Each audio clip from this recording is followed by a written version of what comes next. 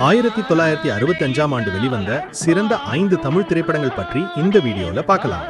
இந்த லிஸ்ட்ல 5வது இடத்துல ஜெய்சங்கர் ஜமுனா நடித்த குழந்தையும் தெய்வமும்.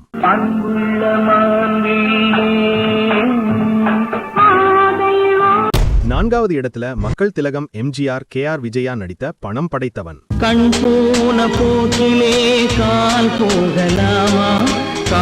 இந்த லிஸ்ட்ல 3வது இடத்துல மக்கள் திலகம் எம்ஜிஆர் ஜெயலலிதா நடித்த 1000ல் ஒருவன்.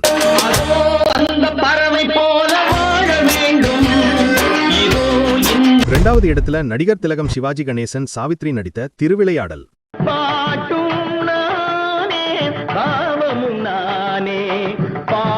இந்த லிஸ்ட்ல முதல் இடத்துல மக்கள் திலகம் எம்ஜிஆர் சரோஜா தேவி நடித்த வெள்ளி விழாவை தாண்டி ஓடிய பிளாக் பஸ்டர் ஹிட் படமான எங்க வீட்டு பிள்ளை.